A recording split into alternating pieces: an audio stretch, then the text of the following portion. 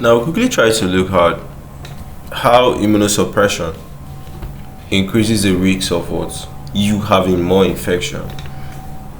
So this is literal, right? But just that once you now establish, the step by step, I don't know if you understand the proper way of introducing it or discussing it. So when you say something is immunosuppressed, it simply means what? The immune system there is weak. Of course, if you have a weak immune system, it will predispose you to having infections. So other microorganisms that other humans can just have contact with, and they are still good. If you have contact with them, you go down with a particular disease. So let's discuss this and pause to observe. So this is from healthy subjects, how they are able to get protected by their immune system. And this is an immunocompromised person, okay? And things could actually overwhelm them. So immunosuppression, you should just know that in summary, it means a weak immune system. And it increases the risks of the body having more infection because the immune system is the body's natural defense system. So if it is weak, its ability to be able to recognize pathogens, attack pathogens better, eliminate pathogens is reduced. So how does it actually lead to more infection? So there's reduced immune cell activity. So all those T cells, B cells, that are very good components of our immune system, phagocytes, their activities are reduced. So the ability to fight bacteria, fight viruses, fight fungi, fight parasites is reduced. Okay.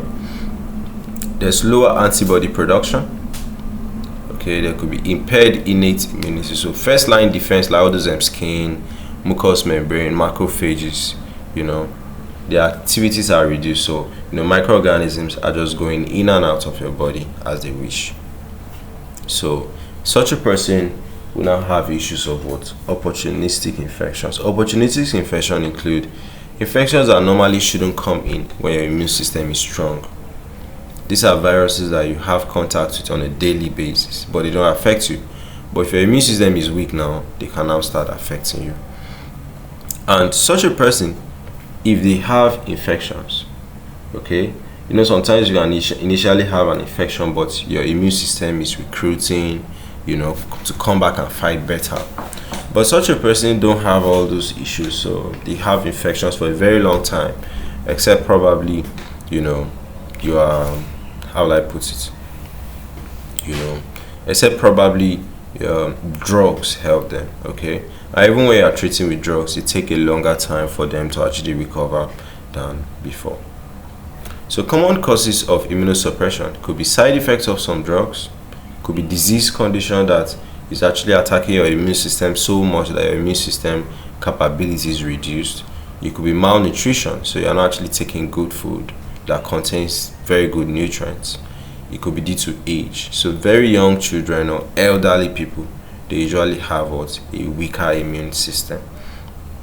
So examples of infections, you have bacterial infection, viral infection, fungal infection, parasitic infection, right? These are just a few examples of infections that you could basically battle if you have this issue of immunosuppression.